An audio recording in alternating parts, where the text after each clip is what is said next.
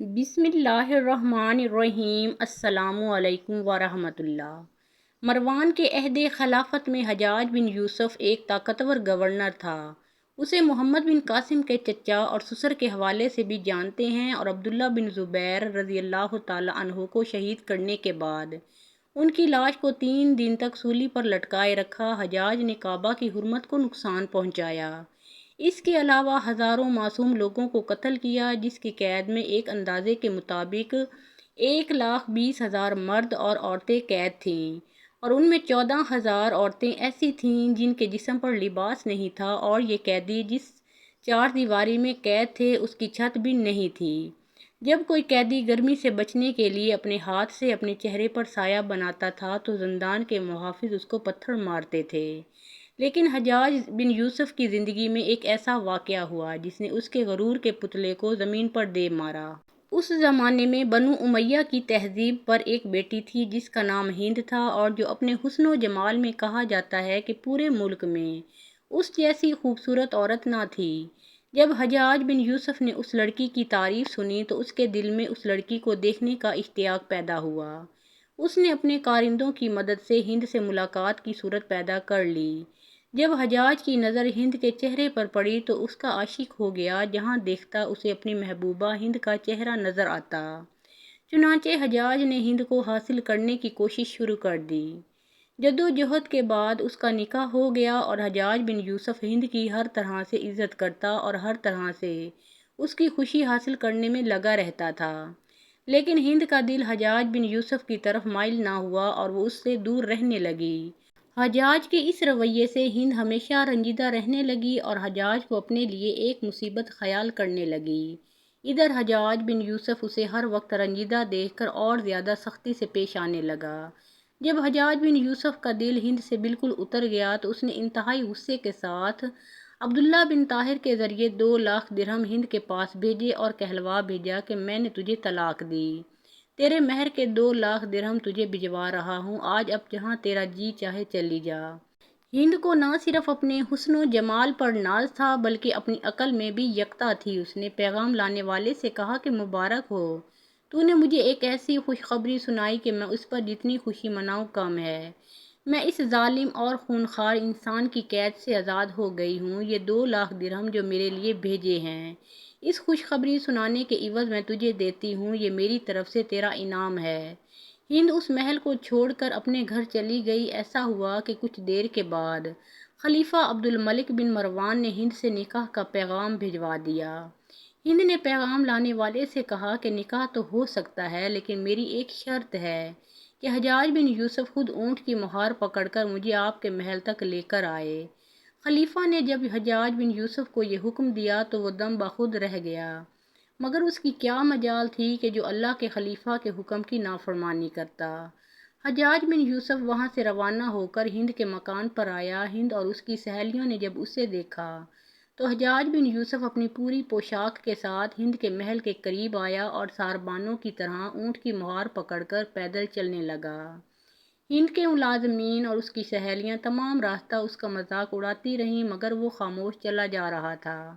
جب شاہی محل قریب آیا تو ہند نے اپنی سواری پر سے ایک سونے کا سکہ جان بوجھ کر زمین پر گرا دیا اور حجاج کو آواز دی، کہا کہ ہمارا ایک چاندی کا سکہ زمین پر گر گیا ہے، ذرا اٹھا دو۔ تو حجاج نے جب جھک کر سکہ اٹھایا تو چاندی کا نہیں بلکہ سونے کا تھا۔ بولا، حضور یہ چاندی کا سکہ نہیں بلکہ یہ سونے کا سکہ ہے۔ ہند مسکرا کر بولی، یہ تیری قسمت ہے کہ تیرے ہاتھ سے چاندی کا سکہ گر گیا، لیکن بعد میں وہ سکہ سونے کا بن گیا۔ اب حجاج بن یوسف کے نام اور شخصیت سے یقیناً واقف ہوں گے۔ اس شخصیت کو عبد الملک نے مکہ مدینہ کا گورنر مقرر کیا تھا اور اپنے بھائی بشر کی موت کے بعد اسے عراق بھیج دیا، جہاں سے وہ کوفہ میں داخل ہوا۔ ان ایام میں 20 سال حجاج نے کوفہ میں بیٹھ کر زبردست حکومت کی۔ اس کے دور میں فتوحات کا دائرہ چین اور ہند کے دوسرے علاقوں تک پھیل گیا۔ مسلمان چین تک پہنچ گئے۔ یہی وہ شخص ہے جس کے بارے میں کہا جاتا ہے کہ اس نے قرآن کریم پر اعراب لگوائے۔ خدا نے اسے بڑی فصاحت و بلاغت اور شجاعت سے نوازا تھا۔ یہ حافظ قرآن تھا، شراب نوشی اور بدکاری سے بچتا تھا اور جہاد کرنے اور فتوحات کا حریص تھا۔ مگر اس کی ان ساری خوبیوں پر اس کی ایک برائی نے پردہ ڈال دیا، اور وہ برائی اس کا ظالم ہونا تھی۔ تمام خوبیوں کے باوجود وہ بہت بڑا ظالم تھا۔ اس نے اپنی زندگی میں خونخوار درندے کا روپ اختیار کر لیا تھا۔ ایک طرف اس کے دور کے نامور مجاہدین قتیبہ بن مسلم، محمد بن قاسم اور موسیٰ بن نصیر کفر کو مٹانے میں بیکار تھے، اور دوسری طرف وہ خود خدا کے بندوں اور اولیاء اور علماء کے خون سے ہولی کھیل رہا تھا۔ اب تاریخ کے مطابق حجاج بن یوسف نے 1,20,000 انسانوں کو قتل کیا۔ اس کے جیل خانوں میں ایک ایک دن میں 80,000 قیدی وقت گزارتے تھے، جن میں 30,000 عورتیں ہوتی تھیں، اور ان میں 4,000 ایسی عورتیں تھیں جن کے جسم پر لباس بھی نہ ہوتا تھا۔ یہ قیدی جس چار دیواری میں قید تھے، قید خانے کی چھت بھی نہیں تھی۔ یہ شاید پوری تاریخ کا ایک ہولناک اور شرمناک واقعہ ہوگا جس میں اس طرح عورتوں کو برہنہ کر کے ان کی تصویر کشی کی گئی ہو، اور ان کو ویسے ہی برہنہ مردوں کے ساتھ قید کر دیا گیا۔ ناظرین گرامی، جب کوئی برہنہ عورت گرمی سے بچنے کے لیے اپنے ہاتھ سے اپنے چہرے کا سایہ بناتی تو زندان کے سپاہی ان کو پتھر مارتے، اور ظلم کی حد تو یہ کہ انہیں جو کی ریت ملا کر کھانا دیا جاتا تھا اور پینے کے لیے گندا پانی مہیا کیا جاتا۔ یہی وہ ظالم شخص تھا جس نے کعبہ پر حملہ کر کے خوبصورتی کے مکان پر حملے کی پہل کی۔ واقعے کے ٹھیک 8 سال کے بعد، یعنی 72 ہجری میں، جب عبد الملک بن مروان حکمران تھا اور حجاز کے مقدسات میں حضرت عبداللہ بن زبیر رضی اللہ تعالیٰ عنہ کی حکومت تھی، تب ایک لشکر حجاج بن یوسف کی قیادت میں مکہ پر حملہ آور ہوا۔ عبد الملک بن مروان نے کئی لوگوں کو مکہ پر حملہ کرنے اور حجاز پر قبضہ کرنے کو کہا تھا، مگر سب نے حرم شریف کو جنگ و جدل کا مرکز بنانے سے انکار کر دیا۔ لیکن حجاج بن یوسف، جو کہ انتہائی ظالم اور ستمگر فطرت کا انسان تھا اور اس کے دامن پر بہت سے صحابہ کے خون کے چھینٹے تھے، اس نے اس حکم کو قبول کر لیا اور مکہ پر حملہ آور ہو گیا۔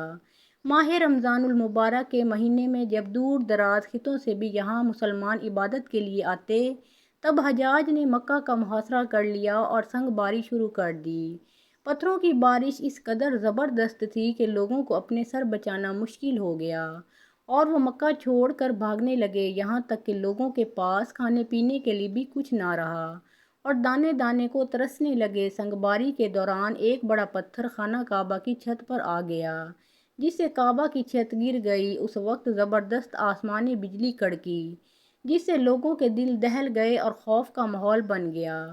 طاقتور آواز کے ساتھ اس سے حجاج کی فوج کے کئی لوگوں کی موت ہو گئی۔ 3 دن تک مکہ اور اس کے آس پاس کے علاقوں میں اندھیرا چھایا رہا، مگر حجاج بن یوسف نے اپنے لوگوں کو بھروسہ دلایا کہ بجلی اور بادل ایک فطری معاملہ ہے، اس سے خوف زدہ ہونے کی ضرورت نہیں ہے۔ اس نے خود اپنے ہاتھوں سے کعبہ میں پتھر رکھنا شروع کیے، تب جا کر فوجیوں کی جان میں جان آئی، اور یہ سلسلہ جاری رہا۔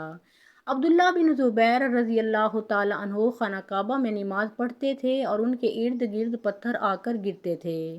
آخر کار ان کے ساتھی اس لڑائی میں شہید ہوئے، اور مکہ پر حجاج بن یوسف کا قبضہ ہو گیا۔ روایت کے مطابق حضرت عبداللہ بن زبیر کا سر کاٹ کر اسے مکہ کے نالے میں لٹکا دیا گیا، اور جسم کو سولی پر لٹکا دیا گیا۔ اس شہر میں داخل ہو کر ہر طرف پتھر بکھرے اور خون کے دھبے لگے ہوئے تھے۔ تو حجاج بن یوسف نے اس کی دوبارہ تعمیر کی، جس نے تمام اہل وطن کو عبداللہ بن زبیر رضی اللہ تعالیٰ عنہ کا قاتل سمجھ کر اس پر سختیاں کیں اور سبھی کو تکلیف پہنچائی۔ ناظرین کرام، عراق کے لوگ اس ظلم ستم سے نہال اور پریشان اور تنگ تھے۔ اسی وجہ سے ان کی ہر وقت یہی دعا اور التجا تھی کہ کسی طرح اس ظالم شخص سے جان چھوٹ جائے۔ ایک مرتبہ حجاج بن یوسف اپنے محل کے دریچے میں بیٹھا ہوا تھا، اور کچھ عراق کے وزراء بھی اس کے ساتھ بیٹھے ہوئے تھے۔ ایک نوعمر لڑکا وہاں سے گزرا، اور اس نے محل کو دیکھ کر کہا، کیا اونچی اونچی عمارتیں اور مضبوط قلعے بناتے ہو؟ اس کا کیا فائدہ ہے اس خیال سے کہ تم ہمیشہ جیتے رہو گے، حالانکہ یہ سب تو فانی ہے۔ حجاج نے لڑکے کو بلایا اور کہا کہ تو عقل مند اور ذہین معلوم ہوتا ہے، مجھے کچھ نصیحت کر۔ لڑکے نے قرآن کی ایک آیت پڑھی جس کا ترجمہ یہ تھا، جب خدا کی مدد اور فتح آئی تو دیکھا کہ لوگ دین سے فوج در فوج نکلتے جا رہے ہیں۔ حجاج نے کہا کہ تو نے آیت کو غلط پڑھا، اس آیت کا ترجمہ ہے کہ دین میں لوگ داخل ہو رہے ہیں۔ لڑکے نے جواب دیا کہ بے شک پہلے داخل ہی ہوتے تھے مگر اب تیرے دور میں تیری وجہ سے نکلتے جا رہے ہیں، اس لیے میں نے اس کو ایسے پڑھا ہے۔ تو حجاج بن یوسف نے کہا کہ تو جانتا ہے کہ میں کون ہوں؟ لڑکے نے جواب دیا کہ ہاں میں جانتا ہوں کہ میں زمین کے شیطان سے مخاطب ہوں۔ تو حجاج نے کہا کہ تو دیوانہ اور گستاخ معلوم ہوتا ہے، یہ بتا کہ امیر المومنین کے بارے میں تیرا کیا خیال ہے؟ لڑکے نے جواب دیا کہ اللہ ابو بکر اور حضرت علی رضی اللہ تعالیٰ عنہ پر رحمت کرے۔ حجاج نے کہا کہ میں نے عبد الملک بن مروان کے بارے میں پوچھا ہے۔ لڑکے نے جواب دیا کہ اس کے تو اتنے گناہ ہیں کہ زمین و آسمان میں بھی نہیں سما سکتے۔ تو حجاج بن یوسف نے کہا کہ اچھا میں بھی تو سنوں کہ اس نے کون سا گناہ کیا ہے۔ لڑکے نے جواب دیا کہ اس کا ایک گناہ تو یہ ہے کہ تجھ جیسے ظالم کو کپتان بنایا جو رعایا کے مال کو مباح اور خون کو حلال سمجھتا ہے۔ تو حجاج بن یوسف نے اپنے ساتھیوں کی طرف دیکھا اور پوچھا کہ اس لڑکے کے بارے میں کیا کہتے ہو؟ سب نے کہا کہ واجب القتل ہے کیونکہ یہ بہت بڑی جماعت سے الگ ہو گیا ہے۔ لڑکے نے جواب دیا کہ تم سے اچھے تو فرعون کے ساتھی تھے جنہوں نے کہا تھا کہ حضرت موسیٰ اور ان کے بھائی کے قتل کے بارے میں جلدی نہ کرو۔ تم لوگ محض خوشامد کی وجہ سے بغیر سوچے سمجھے میرے قتل کا فتویٰ دے رہے ہو۔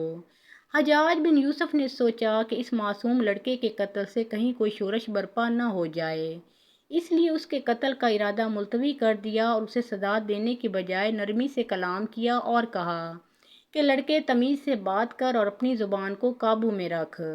جا میں نے تیرے واسطے 4000 درہم کا حکم دیا ہے، جا اپنی ضرورتیں پوری کر۔ لڑکے نے جواب دیا کہ مجھے ان کی کوئی ضرورت نہیں، اللہ تیرا منہ سفید اور تخت اونچا کرے۔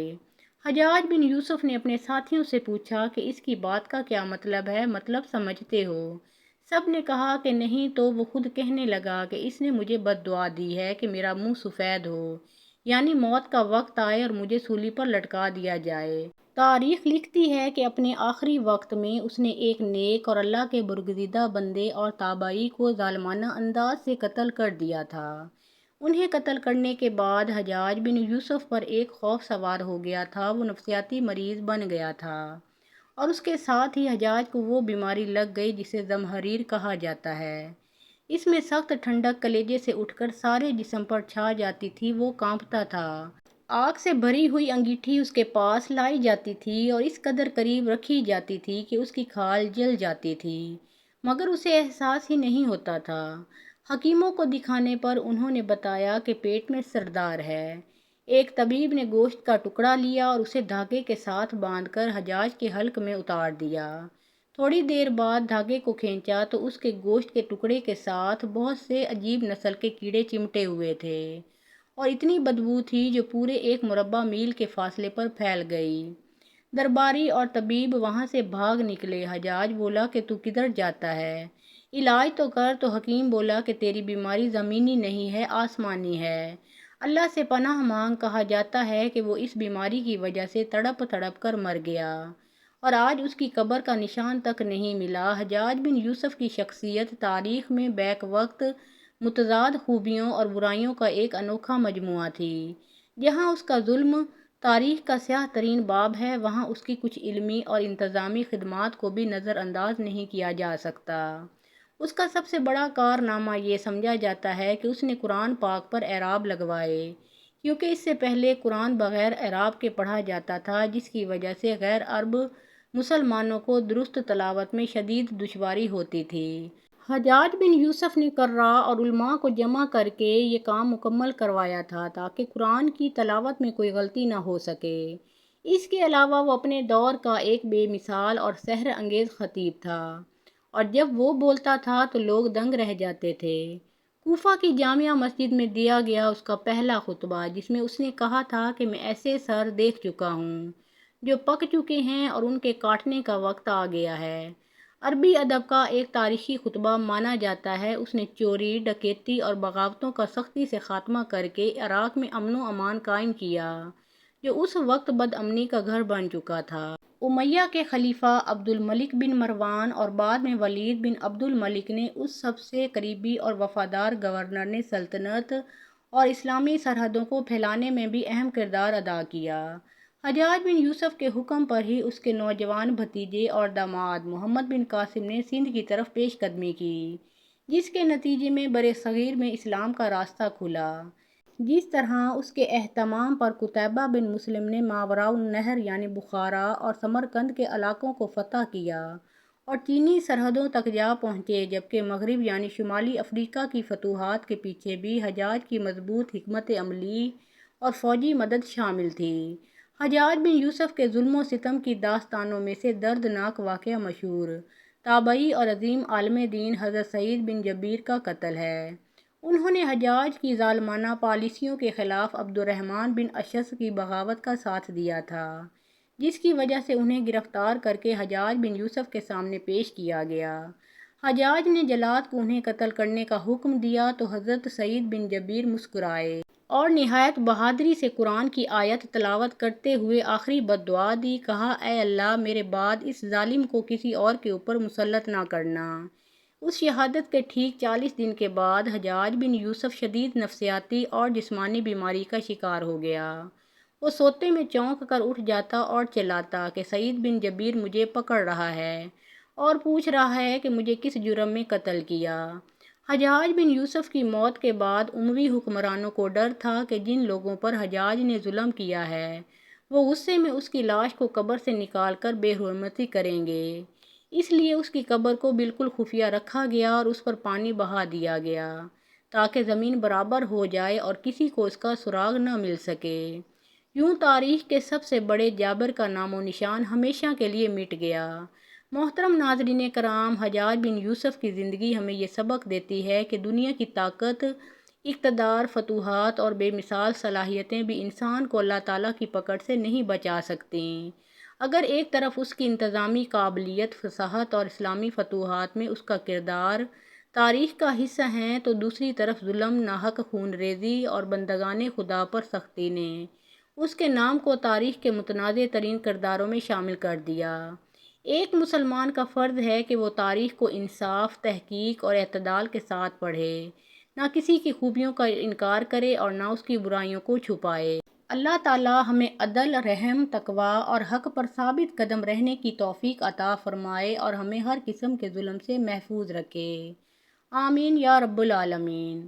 محترم ناظرین کرام، اگر آپ کو یہ مستند تاریخی واقعہ پسند آیا ہو اور آپ ایسی ہی تحقیق پر مبنی اسلامی اور تاریخی ویڈیوز دیکھنا چاہتے ہیں تو ویڈیو کو پسند کریں، اپنے دوستوں کے ساتھ ضرور شیئر کریں اور اپنی قیمتی رائے کمنٹ میں ضرور لکھیں۔ آپ کی حوصلہ افزائی ہمیں مزید مستند اور مفید اسلامی مواد پیش کرنے کا حوصلہ دیتی ہے۔